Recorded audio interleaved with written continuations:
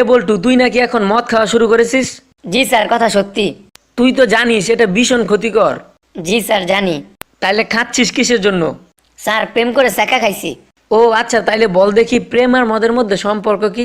Sir, মদ খাওয়া বেশি হলে ছেলেরা বমি করে, আর প্রেম বেশি হয়ে গেলে মেয়েরা বমি করে। খোকা, তোমার বাবা কি করেন? আমার বাবা মা যা বলেন তাই করেন ম্যাডাম। স্যার, একটা কথা বলমু? কি বলবে বলো। আমার খুব লজ্জা লাগছে।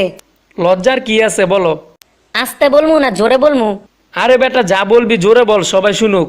স্যার, আপনার প্যান্টের চেইন খোলা। আই বল্টু, জীবনে কয়টা বই পড়েছিস?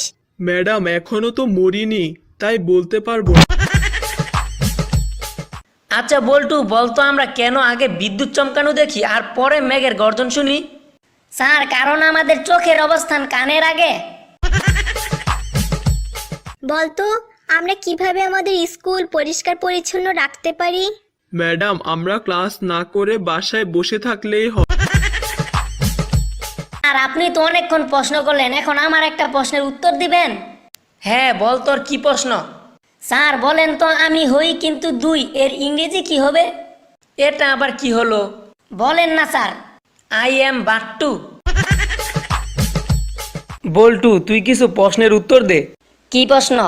তোমার স্যারের নাম কি? জানি না স্যার। তোমার আব্বু কখন বাড়ি থেকে বের হয়? জানি না স্যার। তোমার আব্বু কত স্পিডে গাড়ি চালায়? জানি না স্যার। মুরগি কি পারে? জানি না স্যার।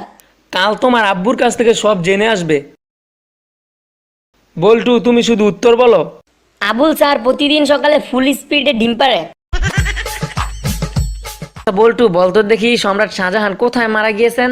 স্যার, ইতিহাস বইয়ের 70 পৃষ্ঠায়। বলতো, কৃপণ কাকে বলে?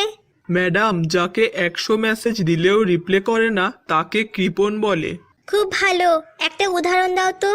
যেমন আপনার মেয়ে ম্যাডাম। কিরে, কি খাস? Sir, ice cream. আইসক্রিম খাওয়া ভালো নয়, আইসক্রিমে কেমিক্যাল থাকে। এখন পর, ঘুষ খাওয়া ভালো নয়। ক্যান্সার, ঘুষেও কি বিষাক্ত কেমিক্যাল থাকে নাকি? শোন, তোরা আবার বাইরে গিয়ে বলিস না আমি যে তোদের নকল করতে দিয়েছি। আরে না স্যার, কি যে বলেন, বাইরে যায় কমু স্যার, বহুত হারামি ছিল। শালার পুত পরীক্ষার হলো নড়াচড়া করতে দেয় নাই। বল্টু, তুমি কি জানো লেখাপড়া ছাড়া কখনোই ডিগ্রি লাভ করা যায় না? আমি আপনার সাথে একমত না ম্যাডাম। কেন? ম্যাডাম থার্মোমিটার তো লেখাপড়া জানে না, তাও তো তার ডিগ্রি আছে।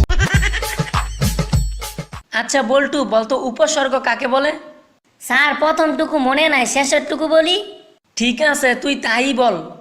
তাকেই উপসর্গ বলে। আচ্ছা বল্টু, ইংরেজিতে অনুবাদ করতো মেয়েটি নিচে দাঁড়িয়ে আছে। Sir, miss understanding. আমাদের এই ক্লাসে বল্টুই সবচেয়ে ভালো ছাত্র। ভালো তো হবই, আমিও পারতাম টিফিনে সব টাকা জমায় আবেগ কিনতে, কিন্তু পারি না কারণ আমার ক্ষুধা লেগে যায়। আচ্ছা বল্টু, বলতো ফুটবল ছেলে না মেয়ে? স্যার, ফুটবল মেয়ে। কি বলিস, কিভাবে? কারণ স্যার একটা বলের পিছনে 22 জন দৌড়ায়, তাই।